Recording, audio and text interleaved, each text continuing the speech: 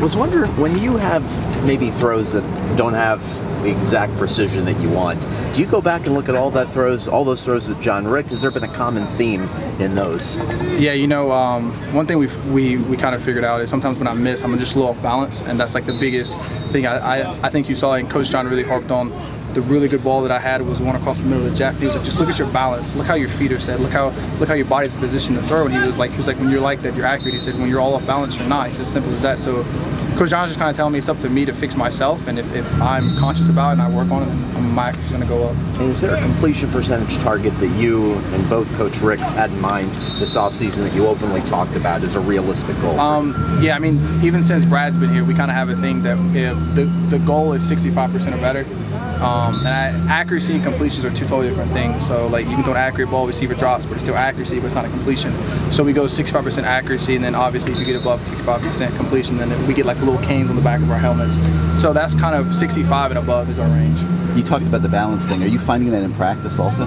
Yeah, you know, it's a little harder in practice because you don't get that live rush. You know, we do the best we can versus our 1s and 2s when we do a 11 on 11. That's why the most realistic. Like there was a throw today I hit evidence on. I had Jaquan Johnson running in my face.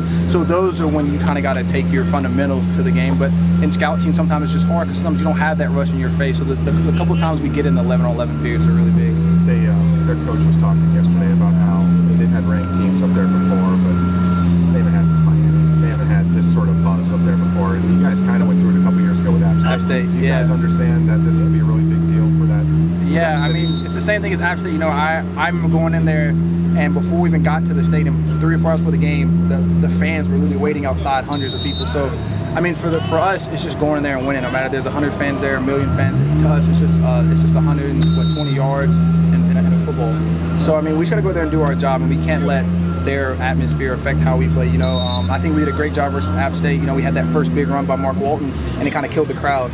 And so I feel like if we go out and we execute, we have a couple of good drives, I think the crowd will get taken out of it. And that's our job, is take the crowd out of it by putting points on the board. I mean, they're going to be amped up because, I mean, it's versus Miami, so everyone loves playing us. Is it also kind of easier to get locked in on them knowing that they went through the third last year in your building, they were beating you?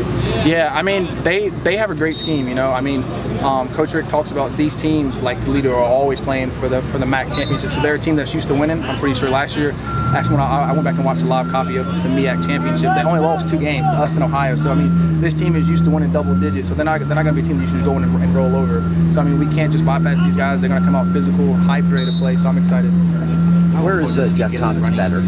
Where's Jeff Thomas better? You know, I feel like the biggest thing Jeff's gotten better at is just his releases. You know, sometimes I feel like last year he just tried to run by people, and he's fast enough to do it. But when you got guys like Mike Jack, Trajan Bandy, guys that can run with him, he has to do a good job of releasing, which you'll see him now. He's creating 5, 10, 15 yard separation on our DBs, which I feel like that's the best area he's improved on, and it's so nice to throw to. It's only been obviously a little bit since they've been here, but just the growth you've seen from Brendan and Will, and the more time they play, what are you seeing from them? You know, the big thing you see from them is just confidence. You know, I remember them coming out here in the first day of fall camp, and they were all frustrated because they were missing plays and making mistakes. I'm like, bro, you just got here, you're fine. And you see him now, and you see Will score the touchdown. The first person touching is Brevin. And I mean, their confidence is growing, their maturity is growing, just their knowledge of the game is growing. How important is it to get the running game going? I think that's one of the biggest things. You know, you look at last year, our 2 biggest wins, Virginia Tech, Notre Dame. We ran the ball for 250 plus yards, I'm pretty sure. And I feel like whenever you start running the ball, people have to load the box. You get a lot more one-on-one opportunities, and the play action opens up everything else. So I mean, that's the biggest thing. We got to get the run game going, and we got to play the pass off of it. To go back couple to more tight ends questions for a second, you've talked about how the guys in the room push you, the quarterbacks push you. How much do Will and Brevin need each other? I think they need each other. They're a little different hybrid. You know, Will's more of our split out tight end. Brevin's more of our in the hand ground tight end. But I mean, they do the same job. You saw when we started out, Will had his hand in the ground in the first place. So I mean, they push each other. They're different body types, but I mean, they're both 2 great tight ends. Thank you, Malik. Thank you.